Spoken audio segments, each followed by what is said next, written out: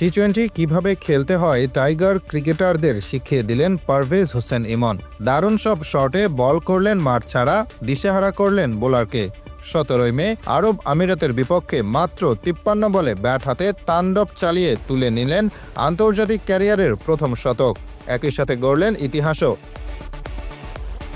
বাংলাদেশি হিসেবে টি-20তে সবচেয়ে দ্রুততম সেঞ্চুরি এখন তার ঝুলিতে। স্বীকৃত টি-20তে বাংলাদেশের সর্বকনিষ্ঠ সেঞ্চুরিয়ানও 22 বছর বয়সী এই তরুণ। শুধু টি-20 ফরম্যাটেই নয়, এটি বাংলাদেশের ক্রিকেট ইতিহাসেরও দ্রুততম শতক। একই সাথে আন্তর্জাতিক টি-20তে বাংলাদেশের দ্বিতীয় সেঞ্চুরি। এর আগে টি-20তে প্রথম বাংলাদেশি হিসেবে সেঞ্চুরি করেন বাংলাদেশ ক্রিকেটের সেরা ওপেনার তামিম ইকবাল খান।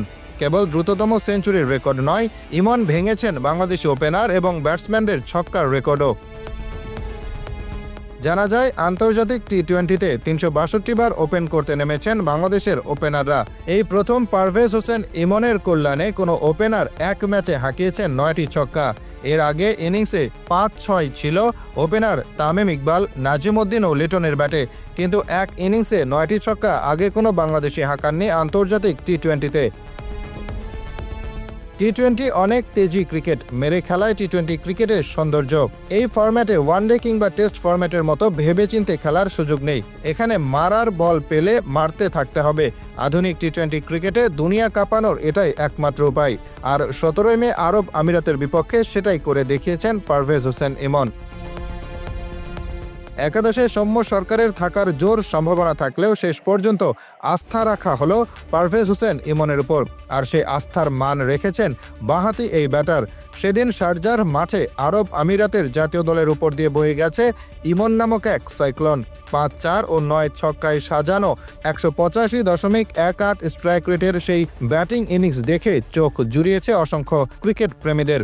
সেদিন তিনি মাঠ ছাড়া করেছেন 5 থেকে 6টি বল। শুরু থেকেই প্রায় 200 স্ট্রাইক রেটে খেলেছেন ইমন।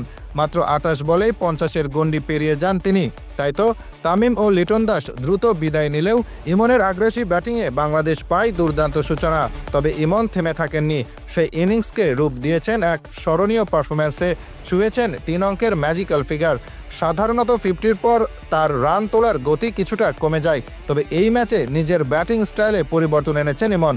50-র পর সেঞ্চুরি তুলতে খরচ করেছেন মাত্র 24 বল। তবে আগ্রাসী ব্যাটিংয়ের পাশাপাশি ধারাবাহিকতাও ধরে রাখা প্রয়োজন।